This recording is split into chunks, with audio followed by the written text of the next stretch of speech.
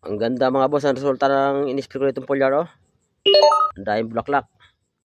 So ito pala mga boss, ang spray ko ulit ngayon, ito yung Booster 76 foliar fertilizer.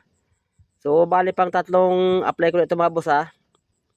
Ang ginagawa ko nito mga boss na timing na application nito, every 10 days.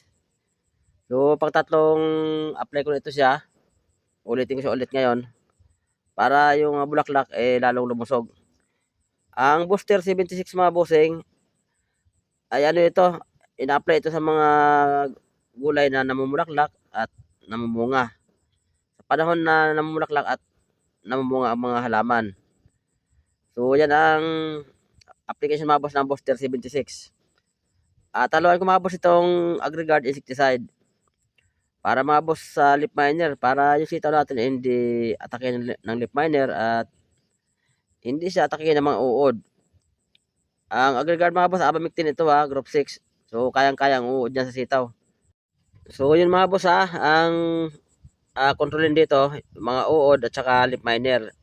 Bagamat makikita nyo mga boss ang sitaw natin, wala naman tama yung dahon ng leaf miner at saka ng uod. Kasi ang ginagawa ko dito na pag-spray ng insecticide, alternate mga bossing. Minsan, Pegasus, at minsan, Gold Rush. At ngayon, Agregard na mga boss, palit-palit lang para yung insekto, yung mga uod na maliliit, at saka yung leaf miner hindi ma-immune. Kasi kayang-kaya naman talaga kontrolin ng ano yan, ng abamectin, yung mga uod sa sitaw, mga DBM yan eh. At saka yung leaf miner, bali wala yan mga boss sa Agregard. So yan, sa mga bossing natin na nagtatanong.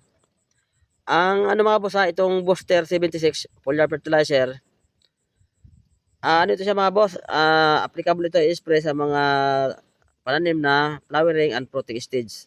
So yan yung tamang timing yan ng pag-spray. At saka huwag tayo mag-spray mga boss ng kainitan. Kailangan hapon. Ngayon, nag-spray ko ngayon 5:30. So medyo ano na yan. Pahapon na malamig na yan at papunta na sa pagdilim. O kundi man umagang-umaga, pwede rin mag-spray. Halimbawa mga 5 AM hanggang 7 AM, pwede yun mag-spray. So yan, doon sa mga viewers namin na nagkakaproblema kung paano daw ang pag-control sa uod ng sitaw. Ano daw ba yung mga lason na dapat i-spray. Abamectin lang mga bossing, ano yan, simple-simple lang patay ng abamectin yan, yung mga uod sa sitaw. Kasi yung mga DBA nga yan.